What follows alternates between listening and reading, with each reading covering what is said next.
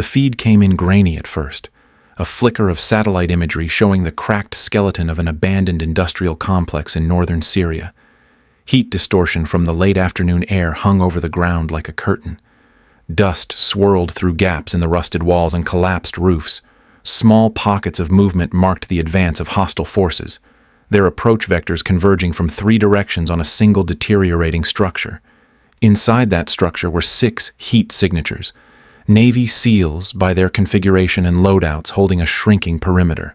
In the Pentagon's secure analysis room, the lighting was cold and flat, humming softly above banks of screens. The air smelled faintly of stale coffee and ozone from overworked electronics. Major Ethan Caldwell leaned forward in his chair, his right leg stiff inside the brace that locked his knee with every movement. He had learned to hide the discomfort, though the limp was something no one could miss. Years ago, he would have been over that Syrian compound in person, riding the gun of an A-10 into the teeth of an enemy position. Now he was an observer, confined to a desk, his role reduced to interpreting imagery and preparing reports for people who would make the real decisions. He adjusted a receiver that sat just outside the current system's architecture, an old model he kept wired into his station. The analysts around him ignored it. It was a relic, tuned for obsolete emergency frequencies most thought had been decommissioned. Tonight, it came alive. The voice that broke through was clipped and tense, the syllables precise with the calm of men who knew they were almost out of time. The message was simple, pinned down, 2 wounded, ammunition running low. Request immediate extraction. Ethan marked the time. Less than 3 minutes later, the official comms channel returned a denial. Assets unavailable. Maintain position. Await further instruction. On the screen, the SEALs' positions contracted even further as hostiles moved in. The extraction refusal was cold, procedural, the kind of call he had heard before but never accepted easily. He caught his reflection in the dark bezel of the monitor, a man past his flying days. Or so they said. On the desk beside him sat a framed photo of himself in full flight gear, helmet tucked under one arm, standing beside his old A-10. His fingers brushed the edge of the frame before returning to the receiver. The distress call repeated, this time fainter, laced with static, still unacknowledged on the official channel. The satellite feed shifted, updating at intervals, each frame showing the noose tightening around the SEAL team. Ethan's breathing slowed as his focus sharpened. Ghost presence, he thought. He wasn't there, not in any way the record would show, but he was watching. He could see what was about to happen, and the thought of letting it run its course burned against every instinct he had left from the cockpit.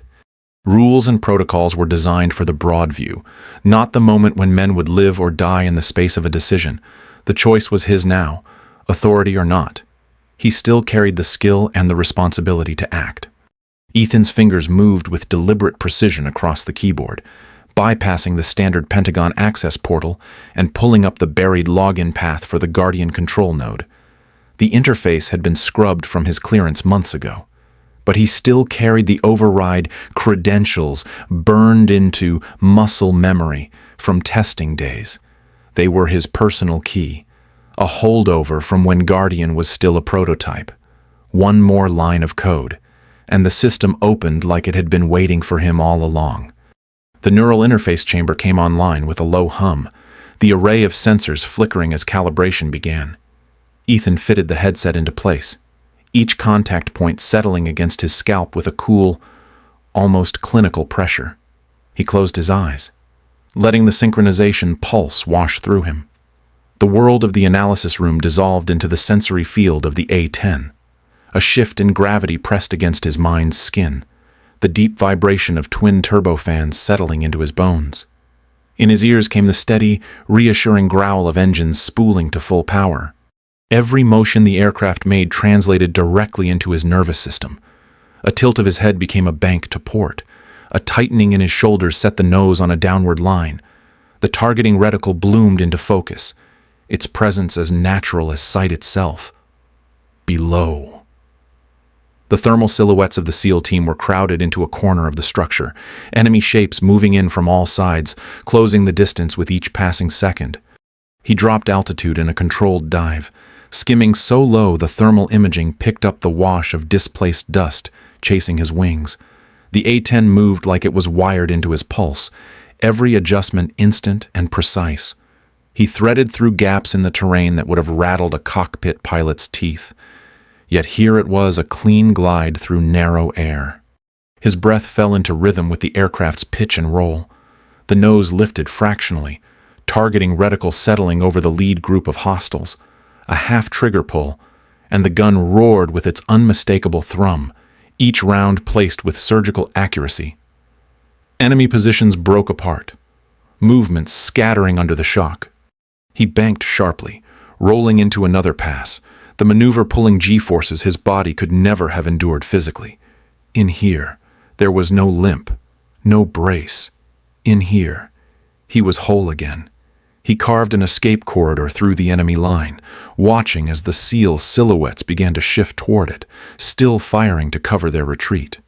Every strike was measured, each burst clearing the path without touching the fragile structure that shielded the men. Ethan could feel the balance between speed and precision, instinct and calculation. Guardian didn't just respond to him, it had become him.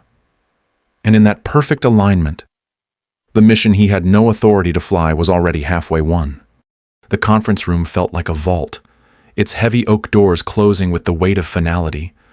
The air was still, climate-controlled to the point of sterility, the muted beige walls broken only by a framed flag and a digital clock that seemed to tick louder than it should. Ethan sat at the far end of the long table, his brace pressing against the chair leg, the slight discomfort grounding him as much as it reminded him of where he no longer belonged. Colonel Victor Rawlings presided from the head of the table, posture crisp, eyes sharp. Beside him, General Marcus Calloway kept his gaze fixed on the tablet in front of him, scrolling through a sanitized after-action report. Rawlings began without preamble. The alleged A-10 sighting over northern Syria has been reviewed.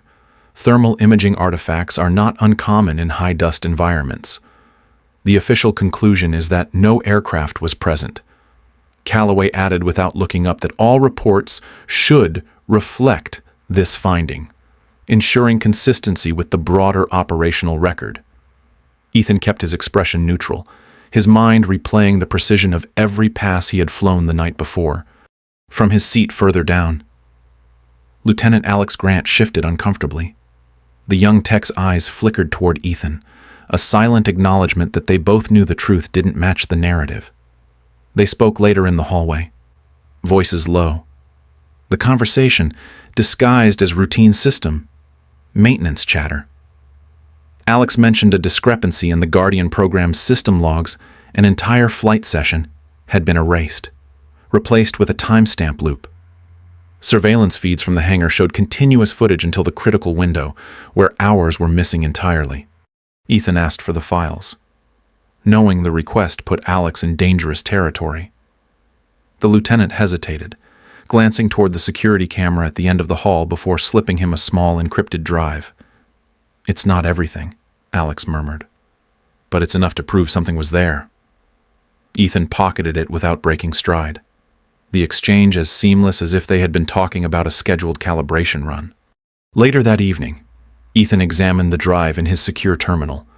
Redacted documents filled the screen, blocks of black ink so heavy they bled faintly into the edges of the page scans. Even in absence, the shapes of the missing sentences hinted at operational orders, flight authorizations, and post-mission analysis that someone had decided should vanish. The gaps in surveillance footage were worse digital silence where there should have been the sound and sight of a modified A-10 being prepped for flight. The institution's denial was complete and deliberate. That denial, Ethan realized, could just as easily shield him as destroy him, depending on who controlled the narrative. But the absence was also a prison, locking away the truth with walls made of silence. In that space, he began to understand that the fight ahead would be as much about breaking through those walls as it would be about defending what he had done. Walter Reed. National Military Medical Center smelled faintly of antiseptic, the scent lingering in the quiet hum of ventilators and monitors.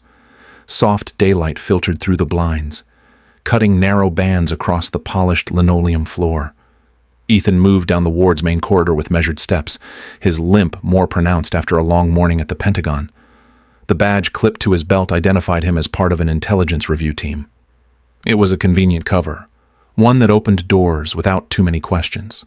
Chief Petty Officer Rowan Merrick sat propped against his pillows when Ethan entered, his eyes sharp despite the pallor of recent injury. A hospital table stood within arm's reach, cluttered with small personal items, a battered challenge coin, a faded photo of a dive team, a wristwatch with a cracked face.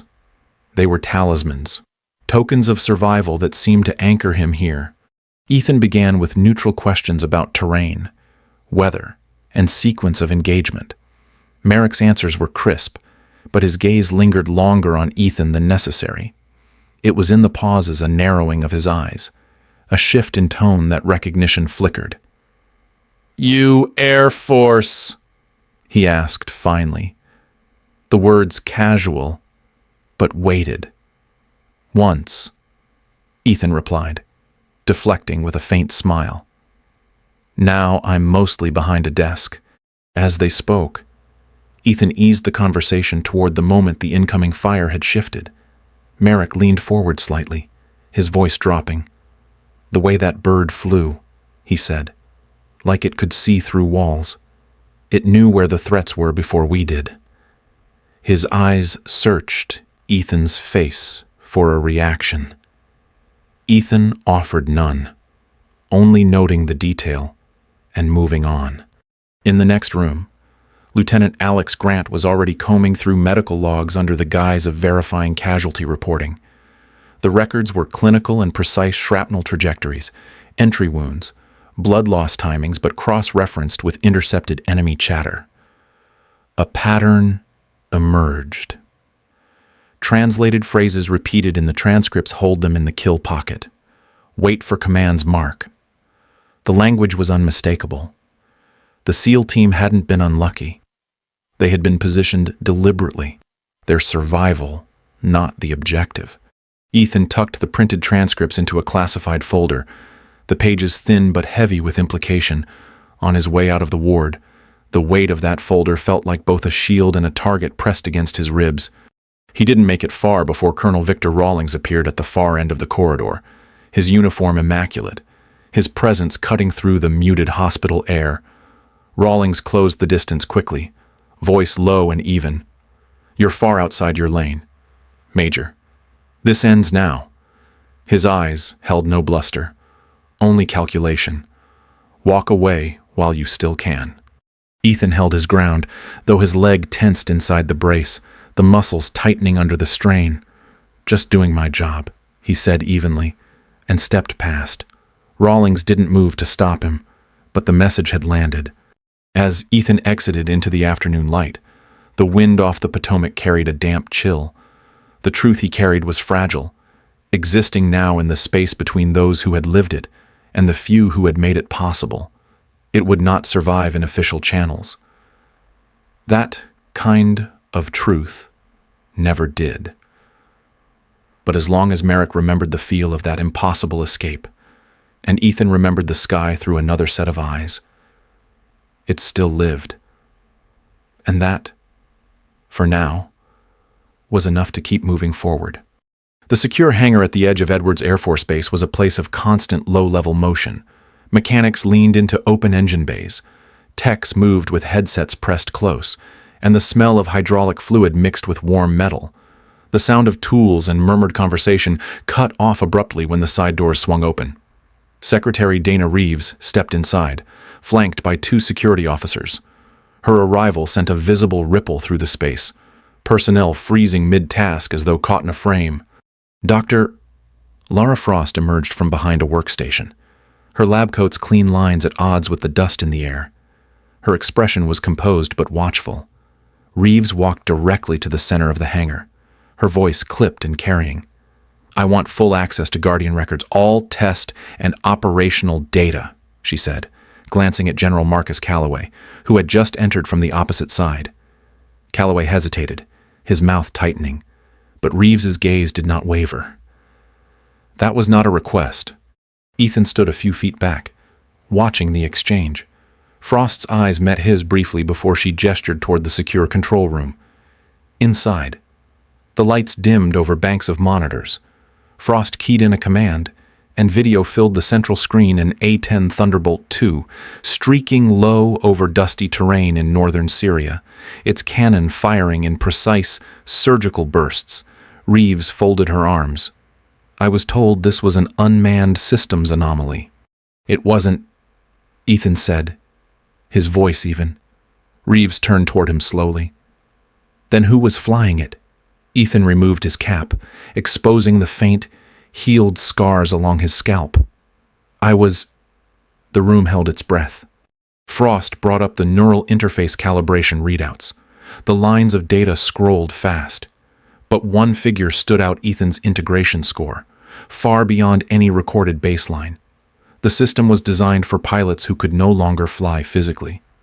She explained, it was never approved for combat deployment. The calibration required weeks.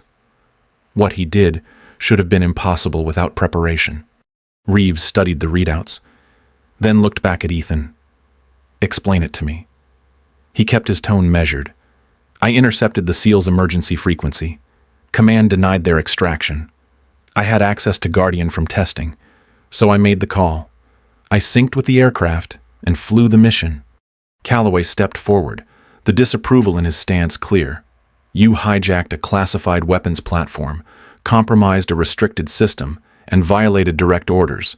Ethan met his eyes without flinching. I saved 6 men when command chose not to. Frost's posture shifted almost imperceptibly, pride edging into the conflict in her voice. His neural link wasn't just functional, it was perfect. The system responded to him as though the aircraft was an extension of his body. Reeves glanced at her ID case on the table, then back to Ethan, the weight of decision in her expression. So, the ghost in the machine has a face, she said finally. Ethan didn't answer, but the truth hung there between them, no longer deniable. Whatever came next, he had stepped out of the shadows, and the choice to act was his alone. The technology had value, but its worth had been defined in the moment he chose to use it, when it mattered most. The tribunal chamber smelled faintly of varnished wood and old paper, its high ceiling amplifying the muted creak of chairs and the soft shuffle of uniforms. Flags stood tall behind the 3-member panel, their colors vivid under the pale light streaming through narrow windows. In front of them sat Admiral Kestrel Donovan. Her nameplate centered on the polished desk like a marker of unyielding judgment. Major Ethan Caldwell remained seated due to his brace, his dress uniform pressed to regulation standards, hands resting still on the table. Across from him, General Marcus Calloway and Colonel Victor Rawlings conferred in low tones, their posture sharp with intent. Secretary Dana Reeves occupied a seat along the side, a sealed folder marked Guardian, Syria Incident placed neatly before her. When the hearing was called to order, Calloway wasted no time pressing for court-martial, citing unauthorized access, violation of direct orders, and compromise of a classified weapons platform. Rawlings nodded in quiet agreement, his eyes never leaving Ethan. Reeves rose calmly and placed the evidence folder on the central desk. With the panel's permission, she presented intercepted enemy communications and operational briefs proving the SEAL team's mission had been designed as a live test of extraction denial. The translation was clinical, but the meaning was clear: the team had been marked as expendable. The heavy double doors opened without fanfare, and Chief Petty Officer Rowan Merrick entered with the 5 other SEALs Ethan had saved. They took their seats directly behind him, their silent presence shifting the air in the room. Merrick's testimony was steady, his voice carrying the weight of lived truth. We were surrounded. 2 men down. Command refused extraction. The A-10 that came in knew things we didn't, threats we hadn't spotted. Whoever was flying it saved our lives. One by one, the others echoed his account, Their words were stripped of embellishment, yet each statement pressed against the tribunal's formal language like a tide against stone. Calloway attempted to redirect, arguing the danger of allowing individuals to override command. But Reeves met his argument with a glance that reminded him she had already shifted the ground under his feet. Admiral Donovan leaned forward, her tone precise. This tribunal finds that Major Caldwell's actions, while unauthorized, were justified under the circumstances and in accordance with the preservation of Allied lives. No charges will be filed. The verdict was delivered in even legal phrasing, but to Ethan it carried a weight that settled like released breath. Calloway's jaw tightened. The precedent this sets, Donovan cut him off. The precedent is that we value the lives of those we send into danger more than the protection of an untested protocol. The gavel struck once. Final. Ethan glanced back at Merrick, who gave the smallest nod. Reeves closed the folder and rose, the faintest trace of approval in her eyes. The nameplate before Admiral Donovan remained in place, a reminder that judgment had been rendered officially bound in the record, yet built on the lived duty that had refused to wait for permission. The hangar at Edwards Air Force Base no longer echoed with the hollow quiet of disuse. Rows of neural interface chairs now stood in precise formation, each surrounded by technicians running calibration checks. Large monitors mounted along one wall displayed integration scores in real time. Lines of data updating with each subtle adjustment. Where the air had once smelled faintly of oil and concrete, there was now the hum of processors, the faint tang of heated electronics, and the low murmur of instruction. Major Ethan Caldwell moved through the rows with an easy familiarity, his limp pronounced but his posture steady. The recruits, men and women who had once flown everything from F-35s to heavy transports, met his gaze with a mix of anticipation and guarded hope. Some sat in wheelchairs, others balanced on prosthetics, all carrying the quiet marks of injuries that had grounded them. They wore training suits instead of uniforms, but their bearing was unmistakable. He stopped beside a young woman with a carbon fiber prosthetic from the knee down. Her fingers flexed against the neural interface controls as her screen flickered from low calibration into a steady green. The first time the sensory feedback hit, her breath caught. "That's the climb rate," Ethan said softly, leaning just enough for her to hear. "Hold it steady. Let the aircraft tell you where it wants to go. Then decide if you agree." At the far end of the hangar, a cluster of trainees completed their first simulated sortie, their monitors showing the rise and fall of maneuver scores. The A-10 photograph from the Syria mission hung on the back wall, the aircraft alone against a pale sky, no pilot name printed beneath. Between sessions, Ethan adjusted headsets, corrected posture, and recalibrated systems with calm precision. Each correction was deliberate, his voice low but certain. He knew the learning curve, knew the moment when the mind began to merge with the machine, and recognized the flicker in their eyes when the sensation of flight returned. By late afternoon, the hangar had settled into a rhythm. Neural interface chairs powered down, data logs saved, and integration scores recorded. Ethan watched as the recruits rolled or walked toward the exit, fatigue mixing with something brighter in their expressions. He stood for a moment beneath the photograph on the wall, aware that the mission it depicted had once been fought in isolation, without sanction. Now, the same technology was here, in the open, turning loss into capability and silence into instruction. Leadership, he thought, was not only about stepping forward but about building the path so others could follow. The lights dimmed as the last of the technicians left, leaving the hum of idle systems. Ethan looked across the empty chairs, the bridge he had built for them, and once needed himself, and knew this was the mission that mattered now. 1 year later, the Guardian facility at Edwards Air Force Base moved with the rhythm of something no longer experimental, but lived in and certain. The neural interface chairs were polished from constant use, their calibration panels glowing with familiar patterns. Technicians worked with steady, practiced efficiency, voices low but confident. The briefing room, once a place of closed doors and whispered explanations, now carried the open hum of readiness. The mission roster board hung in plain view, names and call signs listed without concealment. For the first time, Major Ethan Caldwell's name sat there in clean black letters, unhidden. The morning began with routine training flights. Trainees in their chairs wore the calm focus of those who had learned their new craft, minds and machines aligning in smooth precision. Ethan walked the floor, reviewing scores, offering quiet adjustments. He kept the portable neural node in his jacket pocket, a reminder of a different night, a different choice, when none of this had existed in the open. A soft chime broke the flow of the day. The operations officer stepped into the hangar and held up a mission sheet. Special Forces team pinned near the Pakistan border, she said evenly. Command requests, Guardian support, full authorization. The words landed with a weight that was entirely different from the cold denials of the past. The room shifted.